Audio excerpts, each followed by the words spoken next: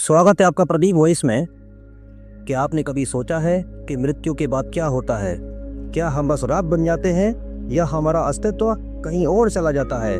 आज से हजारों साल पहले एक 12 साल के बालक ने साक्षात मृत्यु के देवता यमराज से यही सवाल पूछा था, और इतना गहरा सवाल था कि स्वयं यमराज भी उसे जवाब देने से डर रहे थे।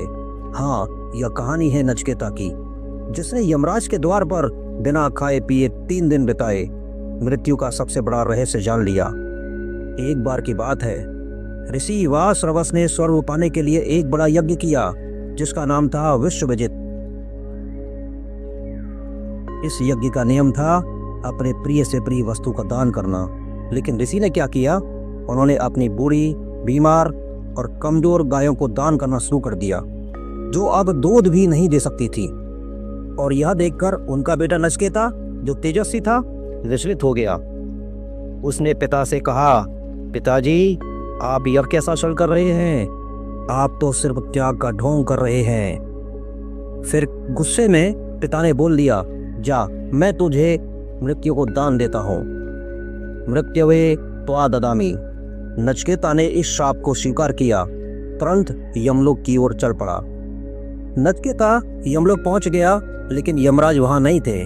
सोचिए, एक 12 साल का बच्चा मृत्यु के लोक में यमराज की प्रतीक्षा कर रहा है। नचिकेता ने 3 दिन 3 रात वहीं खड़े होकर रहकर तप किया, न पानी न अन्न।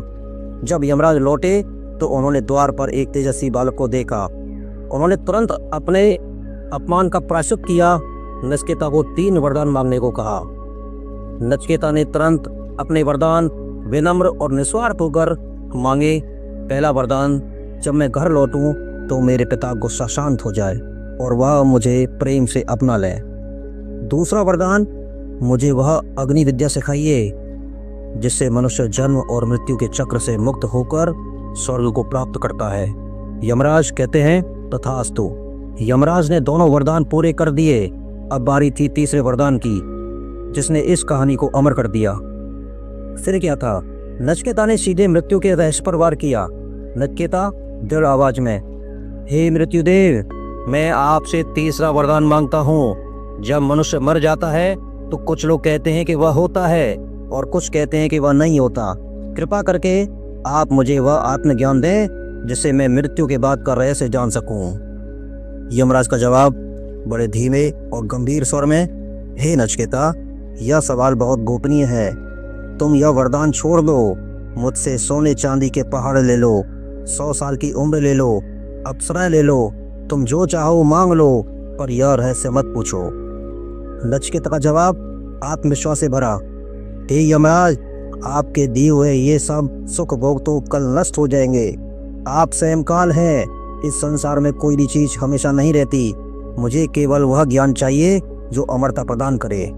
नचिकेता की इस अविश्वसनीय दृढ़ता से यमराज पिघल गए। उन्होंने बालक को गले लगाया और सबसे बड़ा ज्ञान दिया। अरे नचिकेता, मनुष्य का शरीर तो एक रथ है। इस रथ का स्वामी आत्मा, सारथी है बुद्धि और घोड़े हैं इंद्रियां।